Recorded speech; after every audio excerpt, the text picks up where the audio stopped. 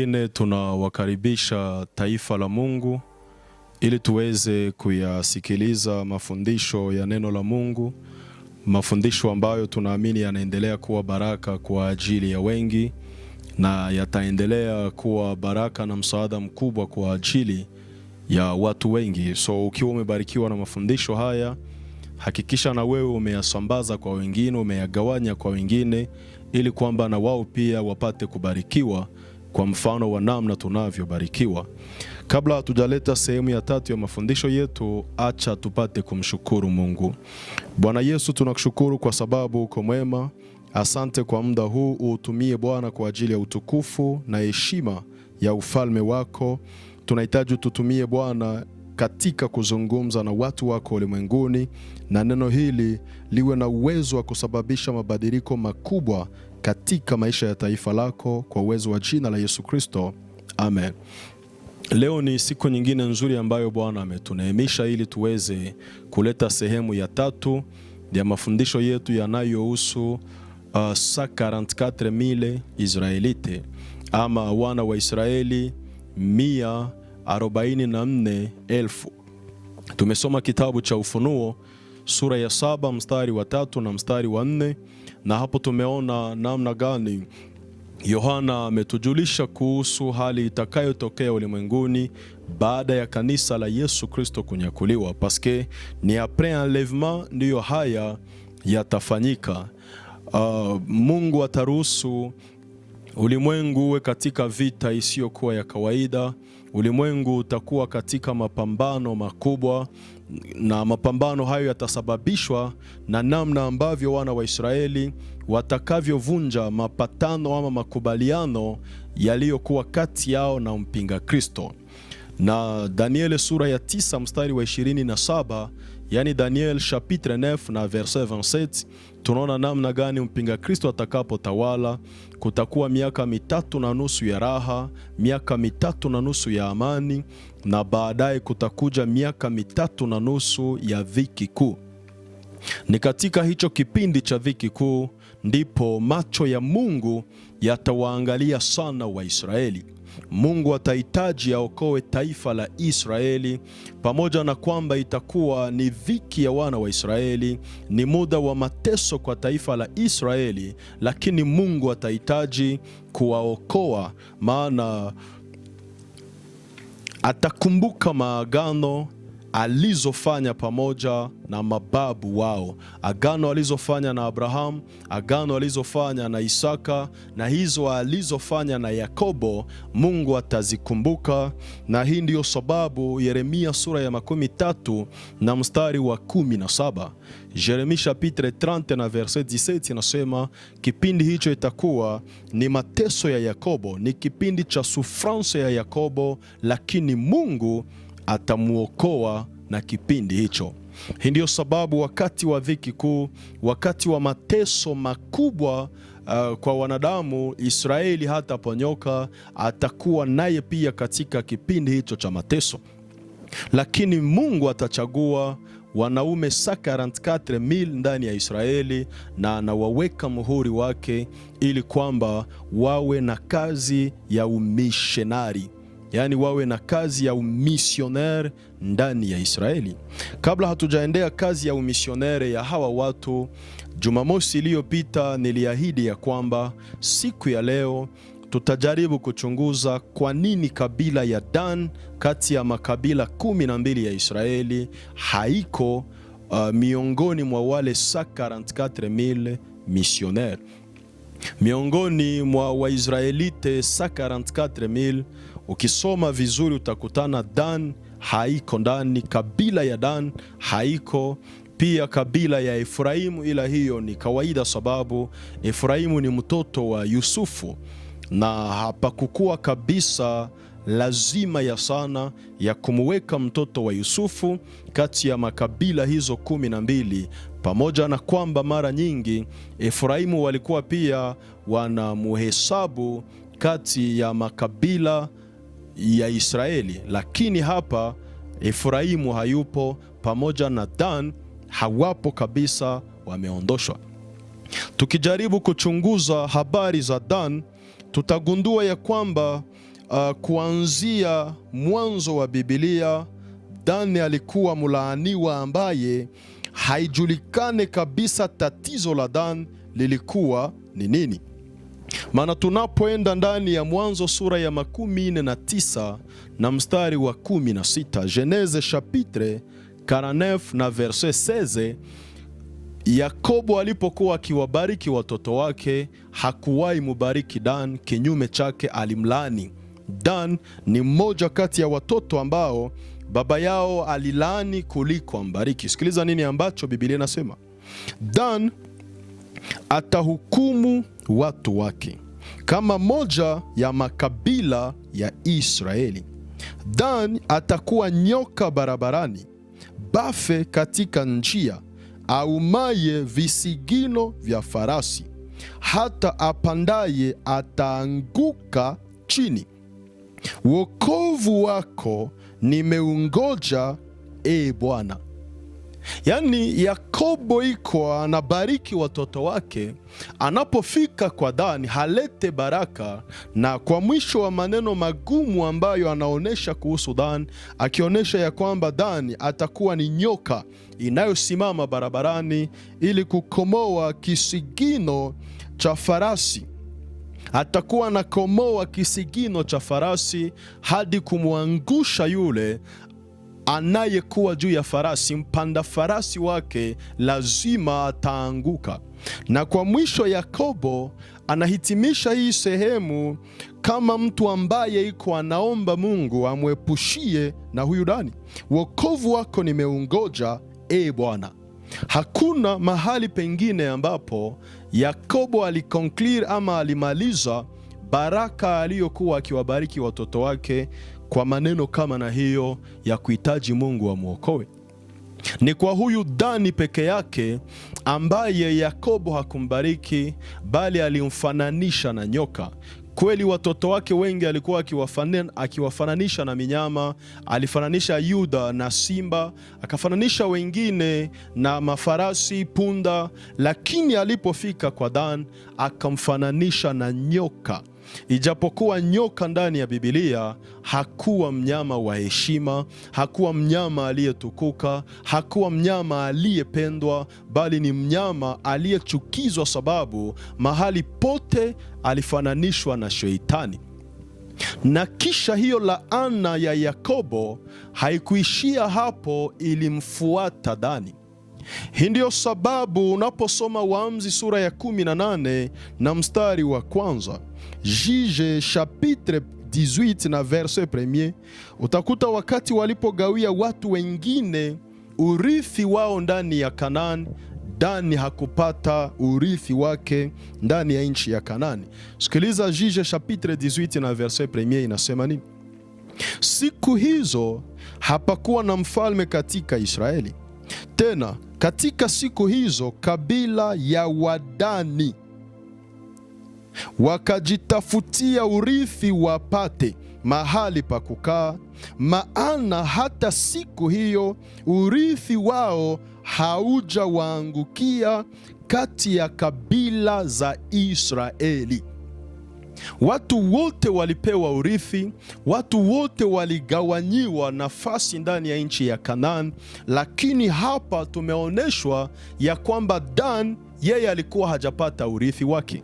Na hakuna kabila lingine ambalo ilifika hiki kipindi cha waamuzi wakiwa bado hawajakuwa na mahali pa kukaa. Dani peke yake ndiye ambaye alikuwa hajakuwa na sehemu ya kukaa. Musa hakumpa urithi, Yoshua hakumpa urithi. Utawala wote wa waamuzi 13 ambao walikuwa wametawala kipindi hichi na kupigana vita vya Bwana kwa ajili ya kukonkerir terre promise, hakuna hata jije umoja aliyekumbuka kumpa Dani urithi wake. Ndio sababu unaposoma hili andiko Juge chapitre 18 deuxième verset mpaka 30e verset, utakutana namna gani walijitafutia heritage na kinguvu. Walipigana kwa kinguvu ili kwamba wapate heritage, wapate urithi, wapate mahali pa kuishi. Na walipopata sehemu pa kuishi, ukisoma 30 verse utaelewa kitu cha msingi hapo. Waamuzi sura ya 18 na mstari wa 30. Sikiliza nini ambacho ndugu yetu Samueli anatuandikia. Kisha wana wa Dan wakajisimamishia hiyo sanamu ya kuchonga, na Yonathani mwana wa Gershom mwana wa Musa, yeye na wanawe walikuwa ni makuhani katika kabila ya Wadani hata siku ya kuchukuliwa mateka hiyo nchi. Yaani Wadani, kabila la Wadani ndilo lilikuwa kabila la kwanza ndani ya Israeli ambalo lilisimamisha sanamu ya kuchonga. Baada ya kuvuka mto Yordani wanaingia katika nchi ya ahadi, Wadani ndio walikuwa wa kwanza ambao walisimamisha stati ambayo wataabudu, itakuwa inaabudiwa na Wadani wote, na kisha wakakamata Walawi. Yes, wakakamata Walawi sababu Yonathani mwana wa Gershom. Gershomu ni mtoto wa Musa, mtoto wa kwanza wa Musa, na kisha na yeye akazaa Yonathani. Hawa walikuwa ni Walawi. Wakaenda kwa Wadani wakawa makuhani wao, wakajifanya wasakrifikateur wao katika hiyo hekalu ya sanamu ambayo Wadani walisimamisha. Tukiendelea na usomi katika Wafalme wa Kwanza sura ya 12 mstari wa 28 hadi wa 29. 1 Roi chapitre 12 verset 28 na 29 verset, utaelewa nini ambacho Yeroboamu pia anafanya hapo. Kwa hiyo mfalme akafanya shauri, akafanyiza ng'ombe wawili wa dhahabu, akawaambia watu, ni vigumu kwenu kupanda kwenda Yerusalemu. Tazama, hii ndiyo miungu yenu, enyi Israeli, iliyowapandisha kutoka nchi ya Misri. Akamweka mmoja katika Betheli na wa pili akamweka katika Dani. Yaani Dani ni mahali ambapo idolatri ilikuwa na nguvu. Sanamu ilikuwa na nguvu. Kwa habari za Wadani, ni watu ambao walianzisha ibada ya sanamu. Na wakati Israeli inagawanyika kwa sehemu mbili, panakuwa Israel du Nord na Israel du Sud, Yeroboamu alizuia watu wasiende tena Side kwa ajili ya kuabudu, na aliona ya kwamba lazima ajenge mahekalu kwa ajili ya ibada ambayo itaramplace hiyo iliyokuwa ikifanyika Yerusalemu. Na sasa alijenga katika muji wa Betheli ambao kipindi hicho ilikuwa ni ya Wadani, na katika muji uliojulikana kuwa Wadani akajenga hapo madhabahu na hekalu kwa ajili ya ibada ya sanamu. Israeli yote wakawa wanakuja hapa katika muji wa Dan kwa ajili ya kuabudu sanamu. Na hii ndio sababu utaelewa hapakuwahi kuwa mtu wa maana kutoka katika kabila ya Dan, mmoja na wa pekee anaitwa Samsoni. Samsoni alikuwa wa kabila ya Dan. Ukisoma Waamuzi sura ya 13 mstari wa kwanza hadi mstari wa 3 utaelewa Manoa baba yake na Samsoni alikuwa wa kabila ya Dani. Kwa hiyo Samsoni pia alikuwa wa kabila ya Dan, na hii ndiyo sababu hakuwahi fanya vitu vya msingi sana muda wote aliyoongoza Israeli, kwa sababu alikuwa mwenyeji wa kabila ya kulaaniwa. Alitokea katika kabila iliyolaaniwa, kabila ya miungu, kabila ambayo Yakobo hakuwahi bariki. Hata Musa alipobariki Israeli hakuwahi bariki kabila la Dan. Haifahamike kabisa hili kabila lilikuwa na tatizo gani.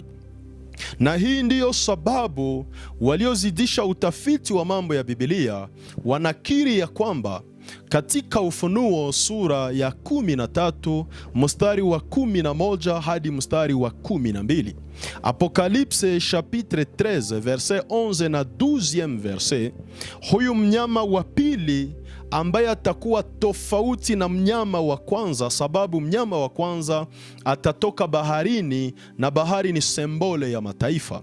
Mnyama wa pili atatoka ndani ya nchi, atatoka ndani ya udongo, na hiyo nchi ni sembole ya Israeli.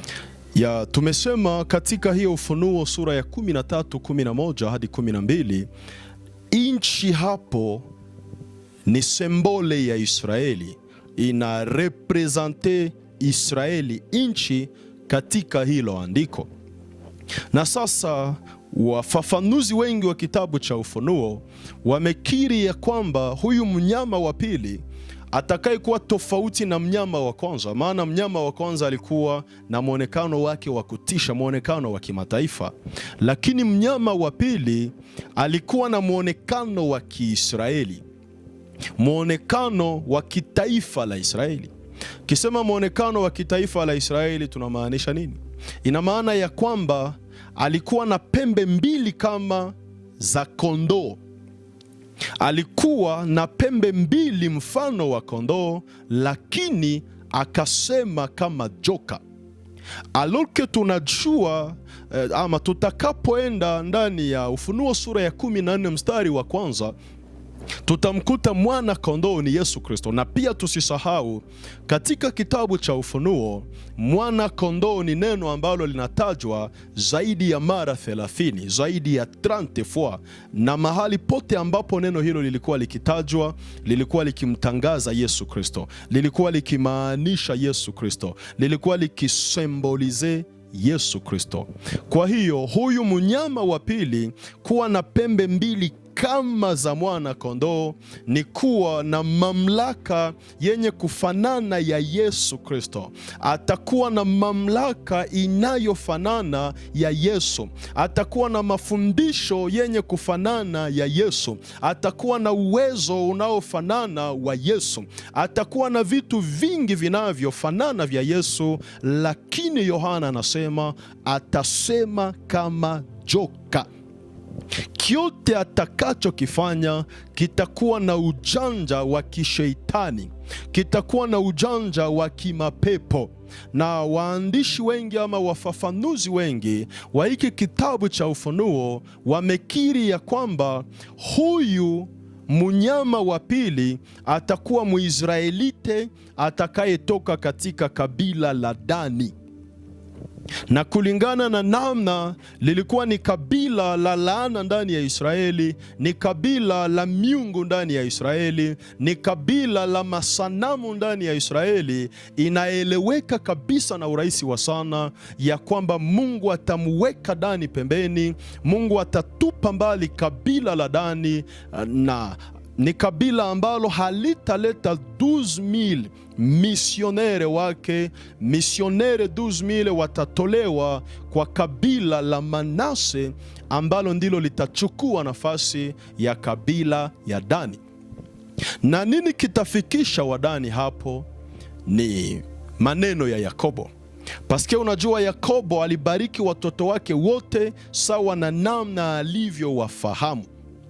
Yakobo alikuwa baba ambaye hakuwa mwongeaji wa sana. Hayo tumeyaona siku za nyuma. Hakuwa msemaji wa sana. Kila mara watoto wake walipofanya mabaya alikuwa ananyamaza.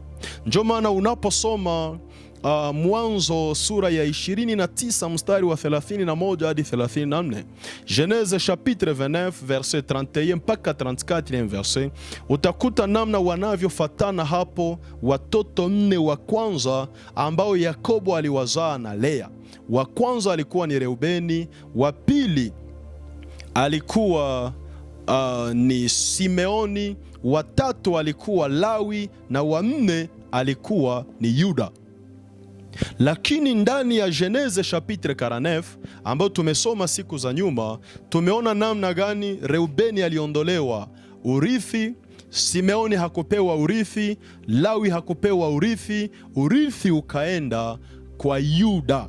ndiye akawa amepewa nafasi ya kwanza, akawa amerithishwa nafasi ya kwanza. Na tunapoenda pia katika kitabu cha Ufunuo, tunaona namna gani Reubeni ameondolewa nafasi yake. Hayo tumeyaona katika Ufunuo hiyo sura yake ya 7. Tumechunguza hayo kuanza na mstari wa 5. Ufunuo sura yake ni ya 7 na mstari wa 5. Hapo tumeona namna gani Yohana hajaanza na kabila la Reubeni. Anasema hivi: wa kabila ya Yuda 12,000 waliotiwa muhuri, wa kabila la Reubeni 12,000, wa kabila la Gadi 12,000. Kwa nini Reubeni hakuwa mrithi na hajapewa nafasi ya kwanza hapo? Tumeisema alizini na Bilha, mke wa 3 wa baba yake.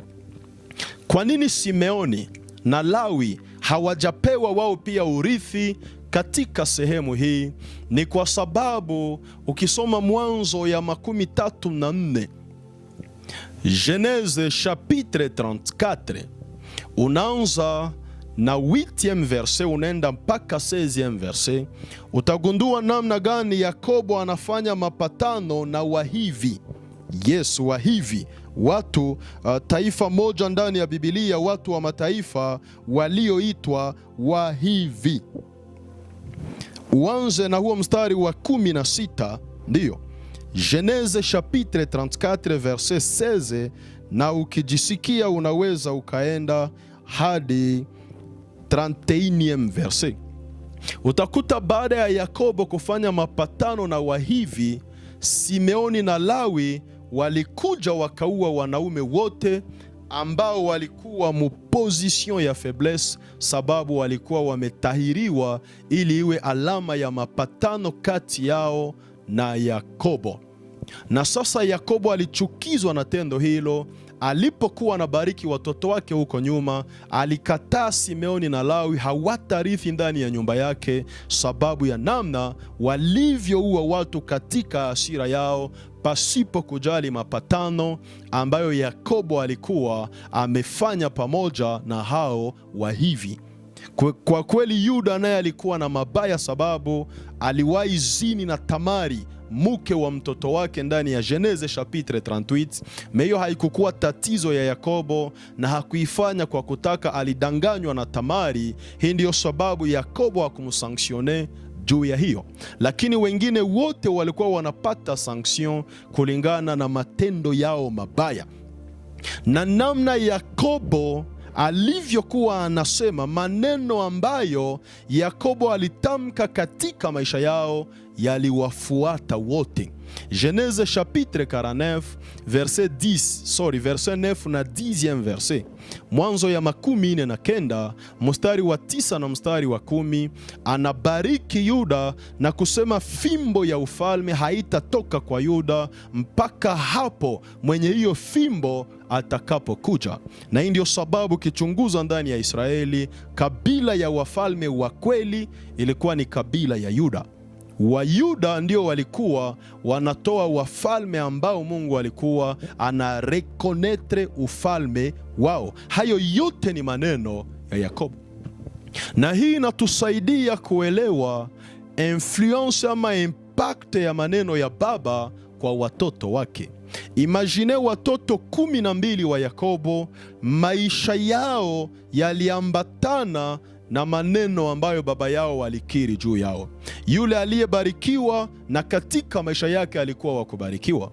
Na sirtu hizo baraka zote ukizisoma, utakutana ndani ya Israeli palikuwa kabila ya wajeshi. Ukirudia kule mu Genese 49, Yakobo aliwahi zungumzia kwamba hao watakuwa wajeshi.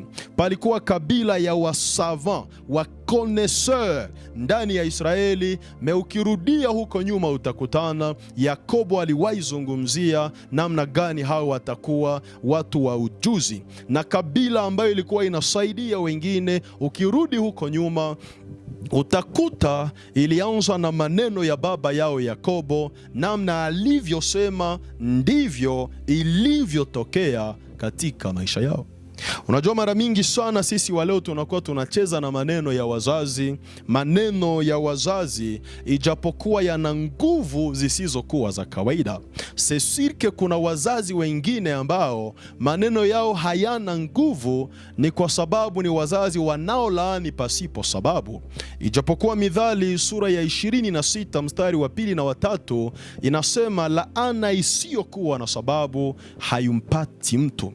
Yakobo alikuwa na sababu ya kulaani wale aliowalaani na kubariki wale aliowabariki kulingana na namna alivyokuwa anaishi na hao watoto.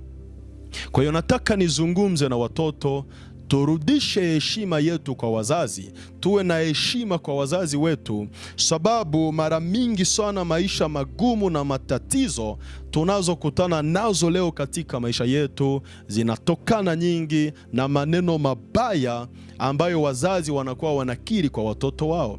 Na pia nataka ni washauri wazazi pia, msiwe mnakuwa haraka kusema maneno ya laana kwa watoto wenu, maana haitakufaidia kitu kesho kumwona mtoto wako akiteseka kwa sababu ya maneno mabaya uliotamka kwa ajili yake.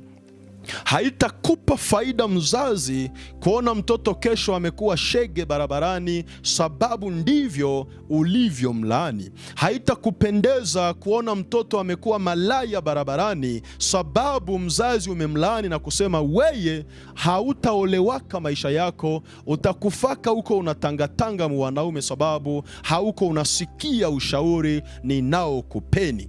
Kesho hayo maneno hayatakusaidia mzazi yanapovaa mwili. Paske mina zani kolere ya muda mchache haiwezi kapermetre mzazi kudetruire maisha ya mtoto wake maisha yote. Haina maana. Ijapokuwa kisirani ama hasira ni jambo ambalo linaweza likapita na muda, ni jambo ambalo linaweza likapita na wakati, lakini maneno magumu uliotamka kwa ajili ya mtoto wako yanaweza yakamfuata maisha yake yote mazima, sawa na namna watoto wa Yakobo kila umoja aliishi sawa na maneno ya baba yake. Kile ambacho Yakobo alisema kwa ajili yake ndicho kilichomfuata. Ukiangalia hata Yakobo na Esau, kila umoja aliishi sawa na maneno ambayo baba yao Isaka alisema. Kile ambacho Isaka aliambia Yakobo kilifuata maisha yake yote, na kile ambacho Isaka aliambia Esau kilifuata maisha yake yote, ili kuonesha ya kwamba ndani ya kinywa ya wazazi muna uumbaji, muna nguvu zinazoumba, na hasa zaidi mzazi anapokuwa na raison ya kulani mtoto, laana hizo zinamfuata. Angalia hata maisha ya Wakanani. Maisha ya Wakanani yaliharibiwa na Nuhu babu wao. Wakati Hamu alipoona utupu wa baba yake, Nuhu hakulaani Hamu bali alilaani Kanani, na hizo laana zikamfuata Kanani. Ijapokuwa Nuhu ndiye alikuwa mlevi, Kanani akalaaniwa na nchi yake ikaondolewa kwake na kupewa kwa watoto kwa wana wa Israeli pamoja na makabila mengine. Kwa hiyo nafikiri kila mzazi anaweza kasimama vizuri na kuwa anajua kontrole kolere yake, na kuwa anajua metrize hasira yake. Watoto wanapofanya vitu ambavyo havikupendezi, ni bora kunyamaza kuliko kutumia maneno kwa ajili ya kuwalani. Ni bora hata kuchukua fimbo ukawapiga kuliko utumie maneno, paske ndani ya fimbo hamuna malediction, malediction ni maneno mabaya ambayo mzazi anaformule kwa ajili ya watoto wake. So Dani hata kuwa ndani ya 144,000 Israelite, sababu hiyo ni kabila ambayo haikuwahi barikiwa na Yakobo, na ndani ya Israeli hawakuwahi ishi maisha ya baraka, hawakuwahi kuwa taifa, hawakuwahi kuwa kabila ya Mungu. Hakuna evre yoyote ambayo tumewahi iona wakiifanya katika ufalme wa Mungu ndani ya historia ya Israeli. Walikuwa ni kabila ya fujo, kabila ya vita, kabila ya wavoyu, kabila ya waabudu sanamu, na kwa hiyo ndani ya 144,000 missionnaires wao hawatakuwa ndani. Asa hawa 144,000 Mungu atawachagua na kuwapiga muhuri wake ili kwamba wapate kuhubiri ndugu zao wana wa Israeli, na watashirikiana na Eliya na Musa, ama Eliya na Enoch, wawili kati ya hao watatu. Sitaki ingia ndani ya deba isiyokuwa na maana ya kusema itakuwa ni Eliya na Enoke, sababu watakuja onja mauti na wao pia. Watakuwa ni Eliya na Musa sababu ya miujiza ambazo zimeandikwa katika Ufunuo sura ya 11 mstari wa 1 hadi mstari wa 6, na hizo miujiza ni Musa na Eliya ndio waliowahi zifanya. Kwa hiyo kwa namna ambavyo Biblia haitupatie uhakika kama ni Musa na Eliya ama ni Eliya na Enoch, tunatakiwa kusema kati ya hao watatu, wawili watarudi duniani ndani ya hiyo Ufunuo sura ya 11, ili kwamba waje wasaidiane na hao 144,000 missionnaires kwa ajili ya kusaidia Israeli wasiangamizwe wote. Mara mingi sana wengi wanafundisha ya kwamba hawa 144,000 ni wale ambao Mungu atachagua na kuwatuma ndani ya ulimwengu na kuwatuma kati ya mataifa ili kwamba wahubiri injili kati ya mataifa. Lakini ukweli ni kwamba kipindi hicho Mungu hatakuwa na kazi na mataifa. Watu wa maana kati ya mataifa watakuwa tayari wameondoka, na kufundisha ya kwamba hawa 144,000 wataevangelize mataifa ulimwenguni, yawezekana ni kutojua namna gani grande tribulation itagawanyika. Hicho kipindi cha dhiki kuu, Mungu atajihusisha na kupiga mataifa. Mpinga Kristo pia atajihusisha na kupiga Israeli. Mpinga Kristo atakapokuwa akipiga Israeli, na Mungu naye atakuwa akipiga mataifa. Hii ndio sababu atapiga mataifa mihuri 7, baragumu 7, ngurumo 7 na vikombe 7. Hivyo vyote havitakuwa kwa wana wa Israeli, vitakuwa kwa mataifa yote ulimwenguni ambao walikataa kumwamini Yesu. Dhambi yao itakuwa ni kukataa kumwamini Yesu Kristo. Sababu Yohana sura ya 3 mstari wa 14 hadi mstari wa 18, Jean chapitre 3 verset 14 mpaka 17, inatuonesha namna gani Musa alivyoinua nyoka jangwani na wana wa Israeli wote wakaokolewa kwa njia ya nyoka ambaye Musa alimuinua jangwani. Na wale wote waliokataa hawatamwangalia huyo nyoka, hawatatazama yule nyoka, walikufa na sumu za nyoka wa hapo Horma waliokuwa wakiwakomoa. Na kisha anaendelea na neno hilo na kutuonesha ya kwamba Yesu Kristo pia alikuja ulimwenguni ili kwamba kila atakaye muamini asipoteye bali awe na uzima wa milele. Na wale wote watakaokataa kumwamini watakuwa tayari wamehukumiwa, watakuwa wanaishi duniani wakiwa na hukumu yao. Na tena kumbuka, iwe ndani ya mataifa, ndani ya Israeli. Paske Yesu amerudilia hilo neno katika Yohana sura ya 8 mstari wa 22 hadi 24. Iko anaonesha namna gani Wayahudi wasipomwamini watakufa katika dhambi zao, na mahali anapokuwa wao hawatakuja huko. Watakufa ndani ya dhambi zao, watapotea ndani ya dhambi zao, na hawatakuwa na uwezo wa kumfuata mahali atakapokuwa. Kwa hiyo Mungu atakuwa anapiga mataifa waliokataa kumwamini Yesu. Mpinga Kristo pia atakuwa akipiga wana wa Israeli waliokataa kumwamini Yesu Kristo.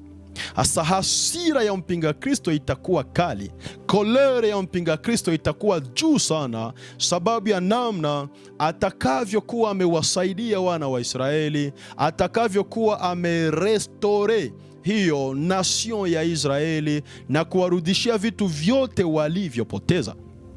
Kuanzia mwaka wa 1948 wakati ambapo Israeli ilipopata independence yake, walichangia nchi yao pamoja na Waarabu, wakawa wanaishi humo. Hawakuweza rekipere hicho walichokipoteza mulan 70 wakati Titius alipoteketeza muji wa Yerusalem. Wayahudi walifukuzwa ndani ya huo muji, na baadaye Waarabu walikuja wakaanza uvamia huo muji polepole na kusimamisha muskiti yao pa nafasi ambapo hekalu la Herode lilikuwepo, ama nafasi ambapo mahekalu zote zilikuwa zimejengwa. Waarabu walisimamisha muskiti yao hapo. Na wakati wana wa Israeli waliporudi kutoka mahali ambapo Mungu alikuwa amewatawanya, amewatupa kati ya mataifa, sababu Mungu aliwaprometre ya kwamba ipo siku atawarudisha.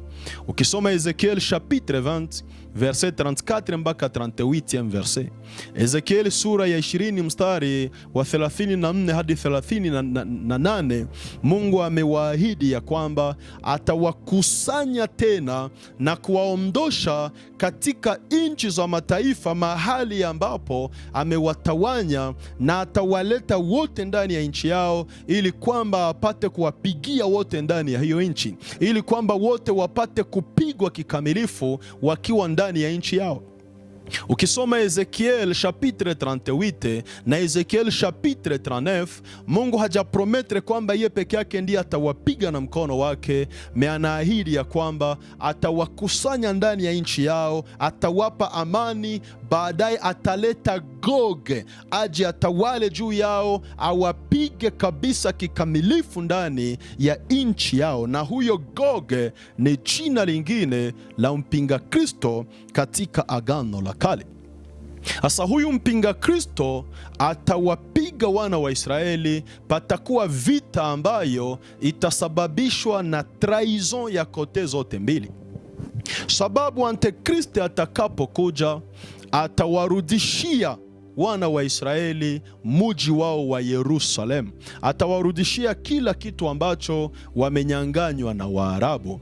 Unajua, Donald Trump ilimkute manda moja tu kati ya marais wa Amerika, sababu alitangulia kazi ya Antikristo.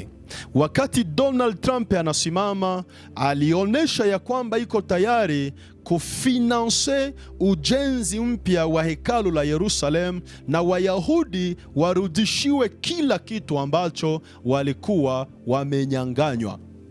Na baada ya miaka 4 ya utawala wake, akiwa bado hajakomplire hivyo alivyo prometre, ilibidi atupwe nje, kwa sababu alikuwa ameanza fanya kazi ambayo haiko kazi yake, ni kazi ya Antikristo. Mpinga Kristo ndiye atakayewarudishia wana wa Israeli vitu vyao, atakayewarudishia wana wa Israeli muji wao walionyanganywa. Na hiyo siku atakapotawala Antikristo, mire ya lamentation ya huko Yerusalem itavunjwa, mahali Wayahudi wanapoenda mlalamikia Mungu kwa ajili ya mji wao. Huo ukuta utavunjwa, sababu watajenga hekalu lao na wataanza mwabudu Mungu wao wa mbinguni katika hekalu hilo, na watamkubali Antikristo ya kwamba huyo ni mfalme mzuri, sababu amewarudishia vitu ambavyo wamefanya miaka na miaka wamepoteza. Lakini baada ya miaka 3 ya pakte hiyo, baada ya miaka 3 ya makubaliano hayo, Antikristo atawalazimisha kutoa dhabihu ambayo iko kinyume na sheria yao. Na hapo ndipo Yesu akasema ndani ya Matthieu chapitre 24 na verset 15 ya kwamba mtakapoona chukizo la uharibifu lililotabiriwa na nabii Danieli likisimama mahali patakatifu, yeye asomaye na afahamu. Hapa ni kipindi ambacho kanisa litakuwa limeenda, na sasa chukizo la uharibifu ni dhabihu isiyofaa ambayo Antikristo atalazimisha Waisraeli waanze toa ndani ya hekalu, nao Waisraeli watakataa, sababu sheria yao haiwaruhusu kutoa vitu vitu kama na hivyo, na Antikristo ataona kwamba ni trahison, sababu amewatetea, amewapigania vita ambavyo wafalme wote wa ulimwengu wameshindwa, maraisi wote wameshindwa kutatua mzozo wao. Yeye atatatua huo mzozo, baadaye watamgeuka. Hapo ndipo share zote za Risi na arme yote ya Union Europeenne wataenda atake Israeli ili waweze kumaliza Israeli. Itakuwa ni vita ambayo Israeli hajawahi pitia kuanzia alipoanza pitia vita katika historia yake, paske itakuwa ni guerre finale ya Israeli na Antikriste. Zakaria chapitre 13 verset 8 na 9 verset inatuonesha kwamba katika hayo mapambano Mungu ataruhusu 2/3 ya nation ya Israeli iangamie, na hii 1/3 itakayobaki itabaki kwa sababu watakuwa na 144,000 missionnaires, watakuwa na wawili mizeituni wawili kati ya Musa na Eliya na Enoke. Wawili wa hao pia watakuwa ndani ya Israeli, usiku na mchana watakuwa wanaevangelize. Marke ya Mungu ambayo watakuwa nayo haitapermetre wao wawe miongoni mwa wale watakao fariki. Haitaruhusu wao wafariki, sababu watakuwa ni wa missionaire wanaokuwa na marke ya Mungu. Hakuna atakaye kuwa na uwezo wa kuangamiza, na wakati watakuwa bado hawajamaliza mission ambayo Mungu amewachagulia. Na mission yao itakuwa ya 1260 jours, yani 3 ans et demi, ndiyo ambayo itakuwa mission yao ndani ya Israeli, sawa na 1260 jours ambayo mizeituni mbili watatumika ndani ya Israeli kabla hawajakufa 3 jours et demi, na maiti zao kubaki zikigagaa barabarani na ulimwengu kusherehekea kifo cha hao mizeituni wawili. So tunapozungumzia 144,000 Israelite, tunakuwa tukiongelea habari za wamisioneri ambao Mungu atachagua ndani ya Israeli ili kuhubiri injili ya kweli kwa ndugu zao wana wa Israeli. Watahubiri ndugu zao kukubali mateso, watahubiri wa ndugu zao kukubali kufa, watahubiri ndugu zao kukubali mateso yote watakayoyapitia, lakini wasikubali kufanya hicho ambacho Antikriste atawalazimisha kufanya. Wasikubali kuungana na Antikriste, wasikubali hata hiyo chapa ya mpinga Kristo, wakubali wakufe, wataokolewa baada ya kufa kwao. Ni hawa ndio ambao watakaofariki 2/3 ya Israeli, watapanda juu mbinguni na kwenda chini ya madhabahu. Watakaa chini ya madhabahu mbinguni. 2/3 ya nation ya Israeli watajiokoa kwa damu yao wenyewe.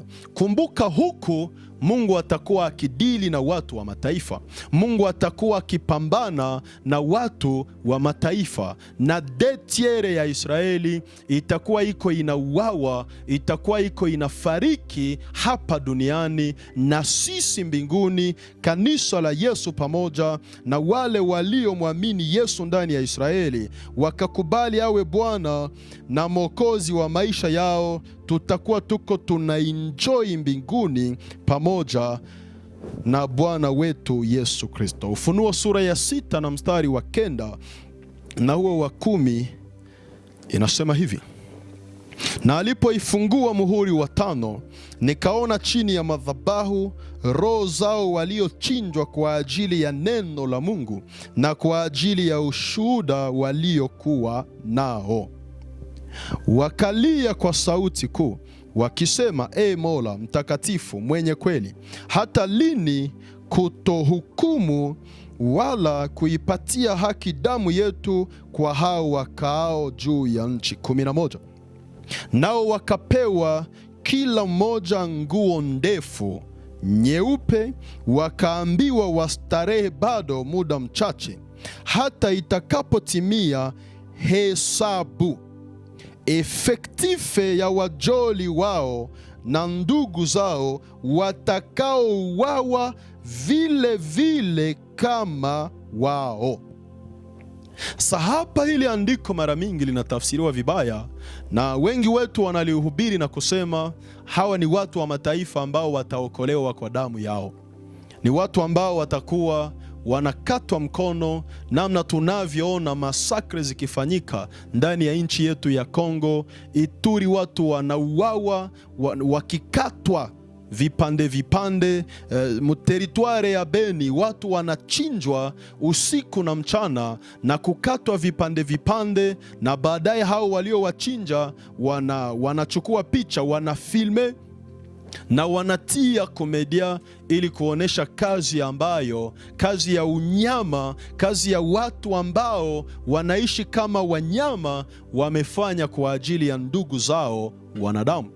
Sasa wengi wanafikiri ya kwamba namna tunavyoona masakre ikifanyika Mkongo ndivyo itakavyokuwa pia baada ya kanisa la Yesu Kristo kunyakuliwa. Watu watakuwa wanakatwa hivyo na wanaulizwa, mnapenda Yesu? Wanasema tunapenda Yesu, tutakufa kwa ajili ya Yesu. Huo ni uongo. Anayekuhubiri hivyo anakudanganya, sababu sio ukweli.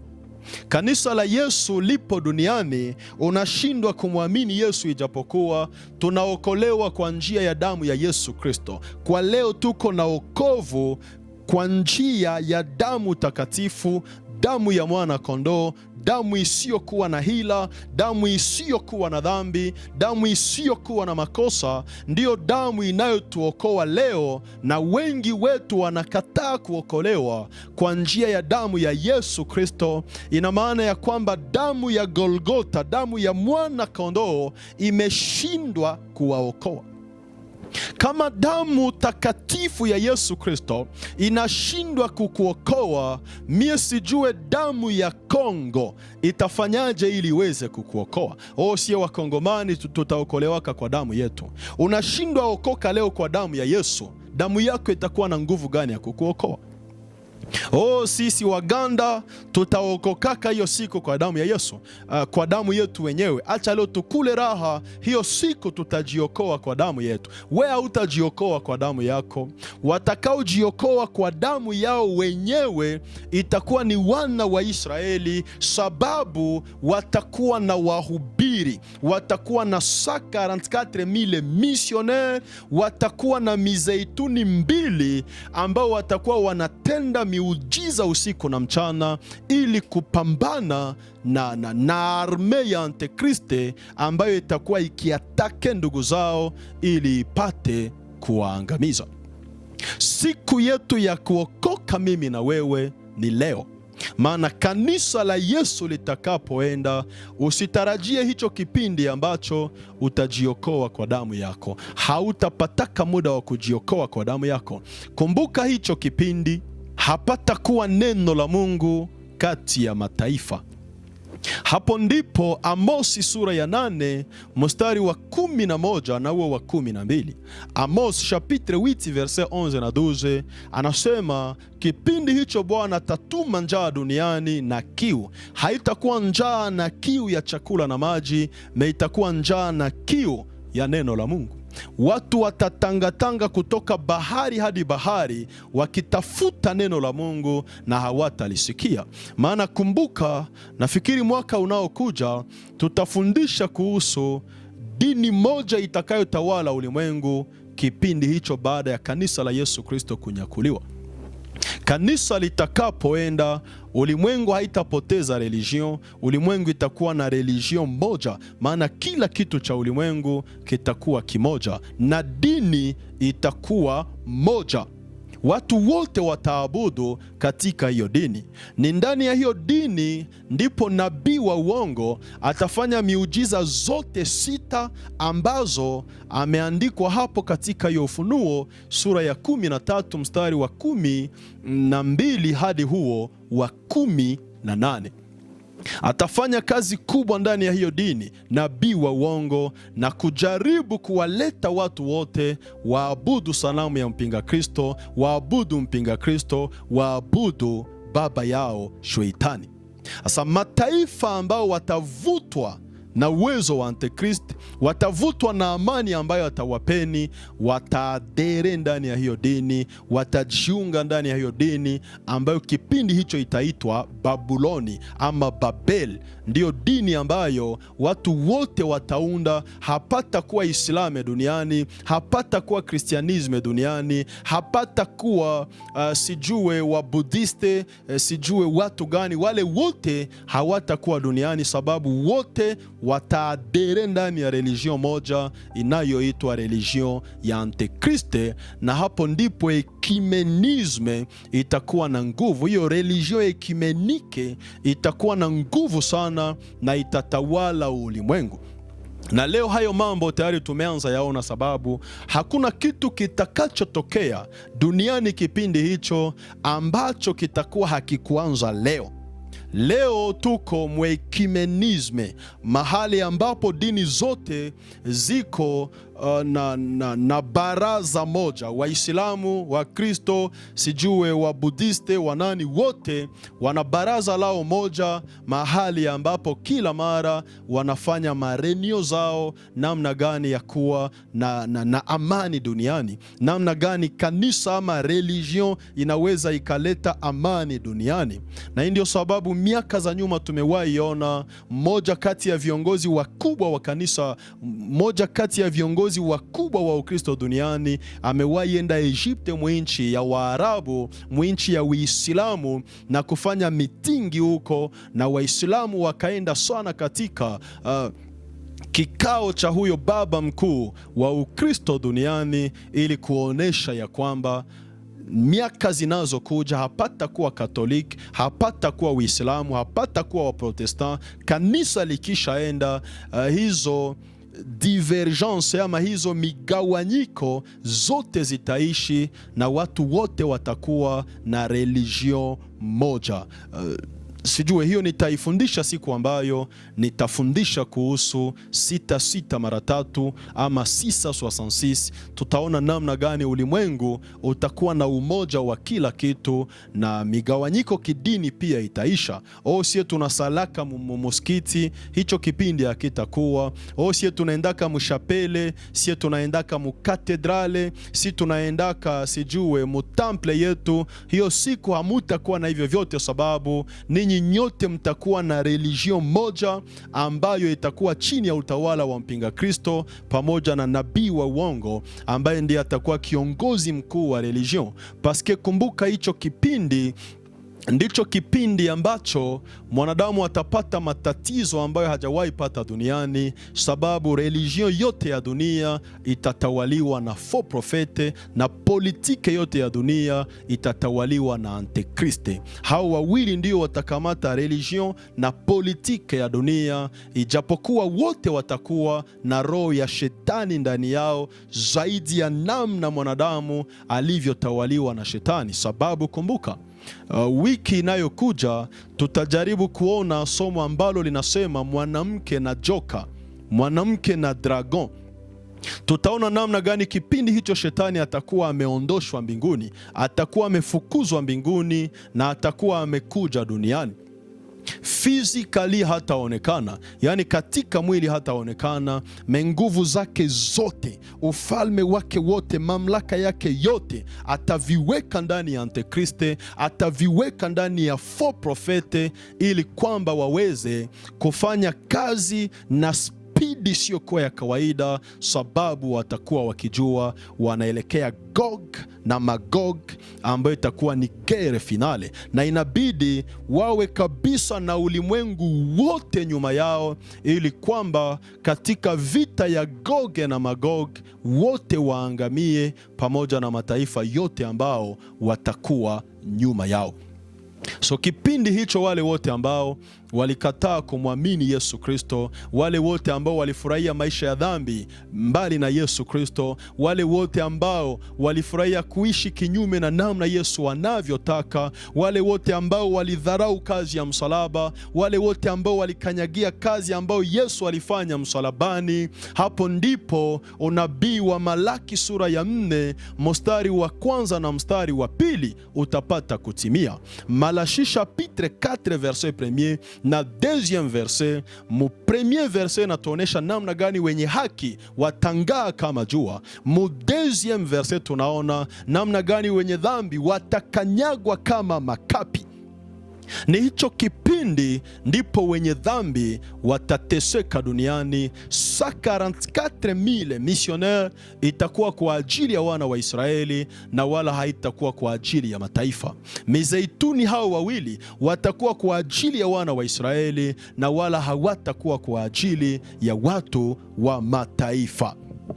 Nafikiria hilo tutakuwa tumelielewa vizuri sana, na nina uhakika ya kwamba kila mmoja wetu anatakiwa kujua, ukiwa mtu wa mataifa ambaye umekataa kumwamini Yesu Kristo, ama unamwamini Yesu Kristo kidini, unamwamini Yesu Kristo ili upate utajiri, unamwamini Yesu Kristo ili uwe celebre. Kwa hiyo unaweza kuwa ndani ya Yesu na ukagusa dawa, unaweza kuwa ndani ya Yesu na ukafanya upumbavu kumedia ili kwamba upate celebrite. Hiyo siku ikiwa kifo kitakuwa hakijakupata, utakuwa hapa duniani ili kwamba uweze kutanana na pinisio ya Mungu. Na wale wote wanaodharauliwa leo na kuonekana kuwa wajinga sababu uongozi wa Yesu umewafanya kuwa wajinga, namna Yesu anavyowaongoza inawafanya wasitafute celebrite ya ulimwengu, inawafanya wasitafute sifa za ulimwengu, bali usiku na mchana wanatafuta sifa za Yesu Kristo. Hicho kipindi hawatakuwa duniani. Hii ndio sababu mafundisho kuhusu 144,000 missionnaires ni histoire tu ambayo minapatia wale wote ambao wamemwamini Yesu Kristo. Hauna hata haja ya kujua habari za hawa 144,000 na kuiweka ndani ya vichwa vyako, watatusaidia. We ile siku hautakuwa. Tesalonike wa kwanza sura ya 9, 1 Thessaloniciens chapitre 5 na verset 9. Wa Tesalonike wa kwanza sura ya 5 na mstari wa 9 inatuonesha ya kwamba Yesu hakutuokoa ili kwamba tuweze kukabiliana na kipindi hicho cha dhiki itakayokuja. Mungu hakutuokoa ili tupitie kipindi hicho, bali ili tuweze kupata wokovu kwa njia ya mwanawe. 2 Thessaloniciens chapitre 1 verset 6 mpaka 10e verset.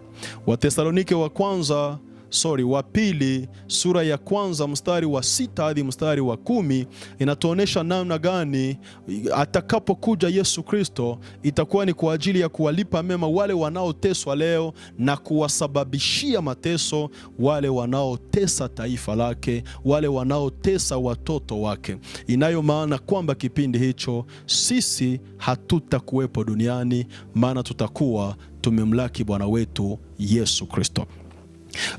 Katika hali ya kuhitimisha, maana muda wetu umeendelea sana, katika Ufunuo sura ya 14 mstari wa kwanza hadi mstari wa 5, Apocalypse chapitre 14 verset 1 mpaka 5e verset, tunaona wengine 144,000. Hapana wa missionnaire, hapana wa Israelite, hapana 12,000 ndani ya kila tribi, lakini tunaona watu 144,000.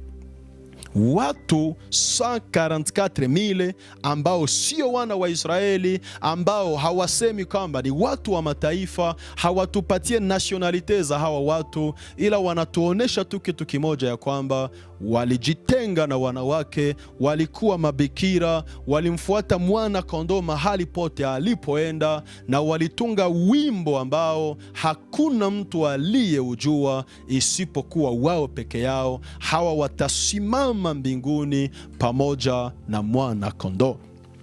Wafafanuzi wengi wa mambo ya Biblia wanasema hawa 144,000 itakuwa ni wamartiri ambao watauawa, watamwamini Yesu ndani ya Israeli, wakichangana na wale wote watakaomwamini Yesu kipindi hicho. Hawa nao watanyakuliwa, lakini watakuwa mbali na huo umati wa Ufunuo sura ya 7 kuanza na mstari wake wa 7 na kwenda hadi mstari wa 9.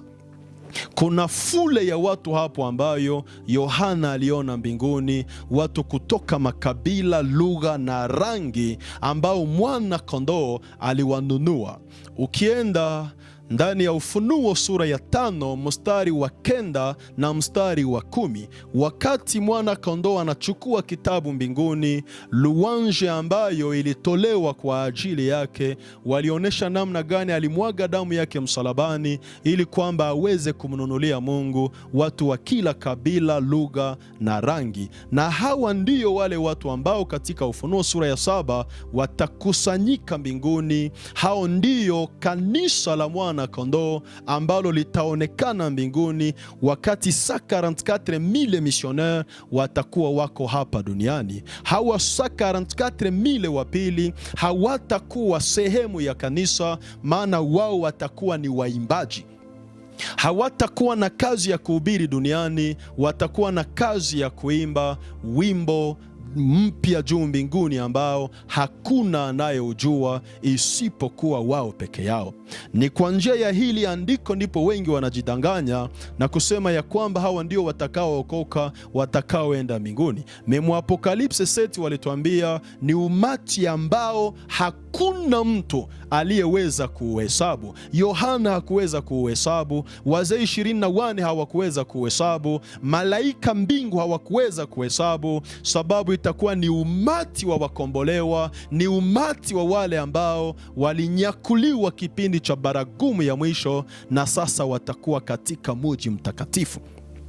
Hawa 144,000 watakuwa parmi wa invite, wale ambao tumeambiliwa katika Ufunuo sura ya 19 na mstari wa 9 namna gani na wainvite nao watakuwa msherehe yetu ya mbingu. Alors que kanisa bibi ya harusi haitakuwa wao ndio wainvite, ni wao ndio watakuwa à l'honneur, ni wao ndio watakuwa wenye sikukuu hiyo pamoja na mwana kondoo, watakuwa wamevaa kitani safi. Sasa hawa 144,000 wa pili ambao watapewa nafasi ya kwenda pamoja na mwana kondoo mahali pote, wakimwimbia wimbo ambao peke yao ndio wanaujua, ni hao wainvite ambao watakuwa wameponyoka mateso ya dunia, watakuwa wameshinda dhiki za ulimwengu. Kwa kusema dhiki za ulimwengu haijamaanisha kwamba ni hao wa Apokalipse chapitre 6 verset 9 mpaka 11e verset ama mpaka 12e verset. Hapana, mekumbuka kuanzia watakatifu kipindi cha Agano la Kale, wenye haki wa Mungu waliishi mateso. Na ndio maana mwandishi wa Zaburi ya 34 na mstari wa 19, Psalm chapitre 34 na verset 19 inasema, mateso ya wenye haki ni mengi, lakini Mungu huwaokoa nayo yote. Ayubu sura ya 14 na mstari wa 1 inasema, kila mwanaume aliyezaliwa na mwanamke ni mwenye siku chache tena zenye kujaa mateso. Inayo maana ya kwamba mateso haiko tu ya grande tribulation, meni hiyo pia ambayo watakatifu wa Mungu pia walipitia katika vipindi vyote. Sasa hawa watakuwa wa invité d'honneur katika sherehe ya mwana kondoo, na wamehesabiwa nao watakuwa 144,000 isiyokuwa ya wana wa Israeli. 144,000 ambayo itakuwa ni watu hawaitwi wana wa Israeli, hawahesabiwi 12,000 meni 144,000 yenye kona mission tofauti na 144,000 ya Apokalipse 7. Basi muda wetu umeishia hapo. Muniruhusu watumishi wa Mungu niweze kumshukuru Mungu kwa ajili ya mafundisho haya. Bwana Yesu, tunasema asante kwa mafundisho haya yanayohusu 144,000 missionnaires. Asante Bwana kwa kutuwezesha kuelewa ya kwamba kanisa lako halitahusika na dhiki kuu, kanisa lako halitahusika na mateso itakayopata ulimwengu, kanisa lako halitahusika na vipindi ambavyo wanadamu watapitia duniani, maana tayari litakuwa limenyakuliwa kumlaki mwana kondoo hewani, kumlaki bwana harusi hewani. Saidia kila umoja ambaye ameyasikiliza mafundisho haya, yamuwezeshe kuchukua uamuzi wa kuachana na maisha ya dhambi na kukuamini Yesu Kristo, ili uwe Bwana na Mwokozi wa maisha yake, upate kumwepushia janga hili litakalo upata ulimwengu. Basi naomba nikiamini ya kwamba Baba, mengi utayatenda kulingana na kusudi lako, kwa uwezo wa hilo jina takatifu, jina la Bwana wetu Yesu Kristo. Amen. Na Mungu wa mbinguni awatendee mema.